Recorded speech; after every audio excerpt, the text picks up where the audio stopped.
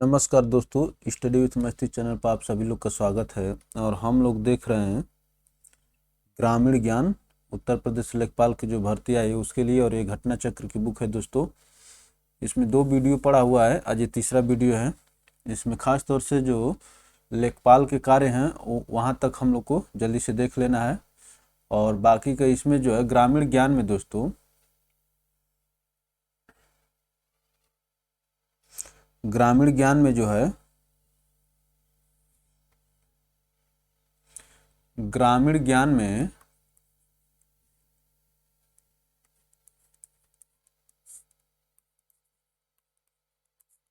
80% जो चीज़ है दोस्तों ना, ये यूपी स्पेशल का ही है। ग्रामीण ज्ञान में यूपी 80% यूपी स्पेशल है। तो ये जो बाकी का 20% जो कोर ग्रामीण ज्ञान है उसको हम लोग पहले देख लेते हैं। बाकी के यूपी स्पेशल आप हर यूपी के हर एक एग्जाम के लिए पढ़ते ही रहते हैं। तो चलिए, ये थोड़ा सा एक पेज चकबंदी प्रक्रिया के बारे में भी दिया हुआ है, तो इसको भी देख लेते हैं। देखिए क्या कह रहा है। मुश्किल से हाफ पेज है, हाफ पेज, एक पेज भी नहीं है। आगे राजस्व फिर आ जाएगा। आपको सभी को लगेगा कि भाई हम लोग राजस्व लेखपाल देना चाहते हैं, चकबंदी के बारे में क्यों पढ़ रहे हैं। दोस्तों पूछ सकता है, ये भी ग्रामीण ज्ञान के बारे में आता है और खेती किसानी से जुड़ा हुआ है। राज्य सरकार जो चकबंदी अधिनियम की धारा 4(1)(4)(2) के अंतर्गत ग्रामों में चकबंदी कराने हेतु विज्ञप्ति जारी करती है। कौन करता है? राज्य सरकार। पुनः चकबंदी आयुक्त धारा क(1) और क(2) के अंतर्गत चकबंदी प्रक्रिया प्रारंभ करने हेतु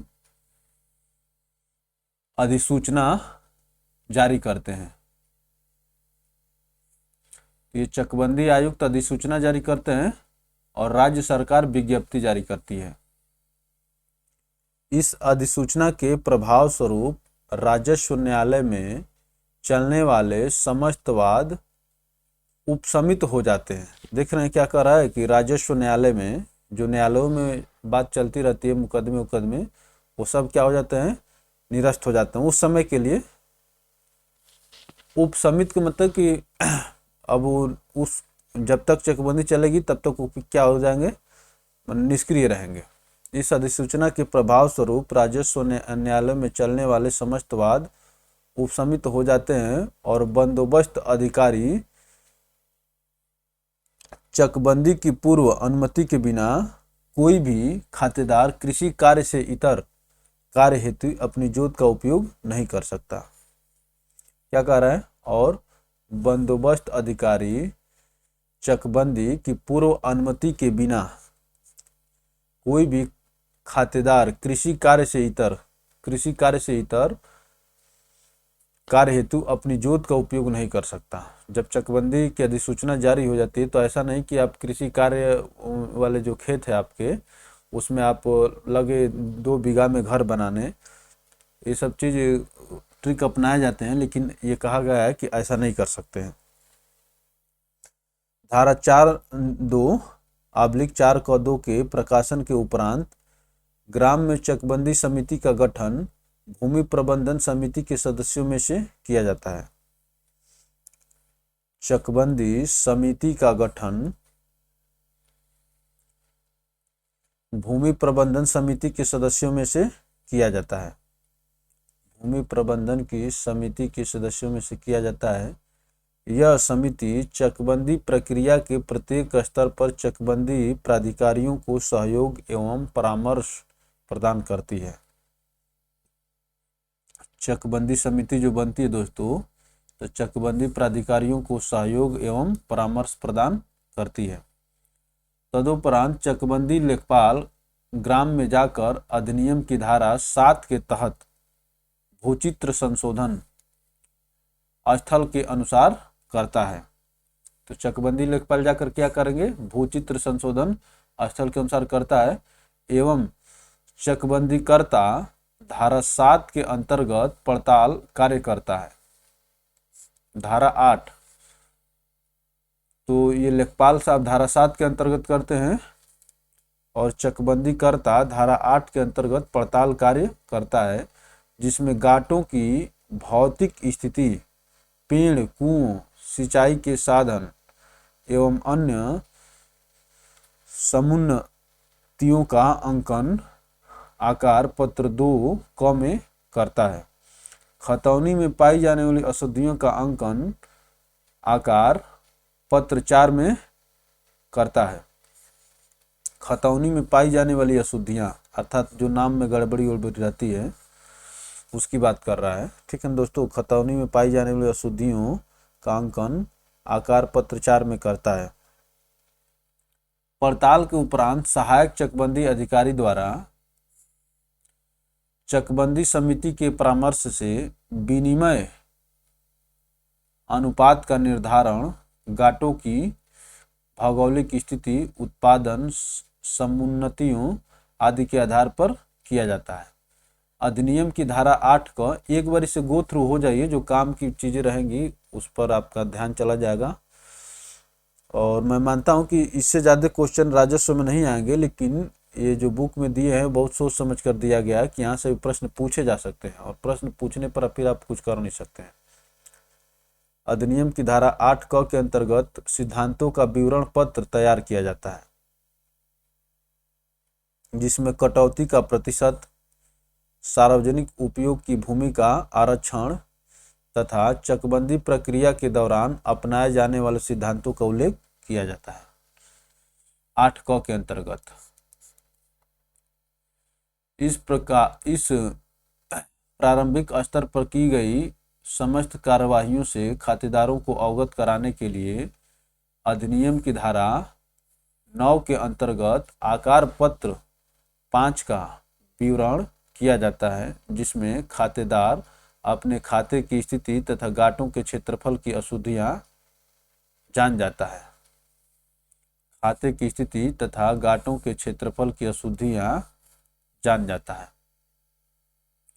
आकार पत्र 5 में दिए गए विवरणों तथा खातेदारों से प्राप्त आपत्तियों के आधार पर सहायक चकबंदी अधिकारी द्वारा अभिलेखों को शुद्ध करते हुए आदेश पारित किए जाते हैं। इन आदेशों से क्षुब्ध व्यक्ति बंदोबस्त अधिकारी चकबंदी के यहाँ अपील कर सकते हैं।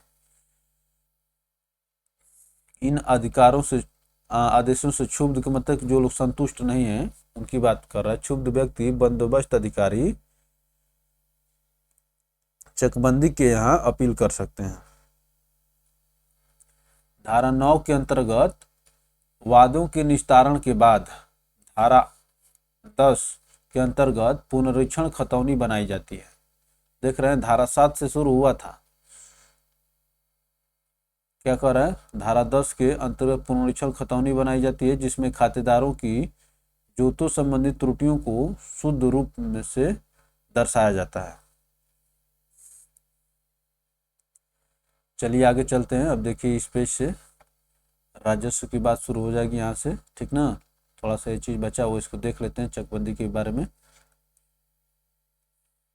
सहायक चकबंदी अधिकारी द्वारा चकबंदी समिति के परामर्श से प्रस्तावित चकबंदी योजना बनाई जाती है और धारा 20 के अंतर्गत आकार पत्र 23 भाग 1 वितरण किया जाता है।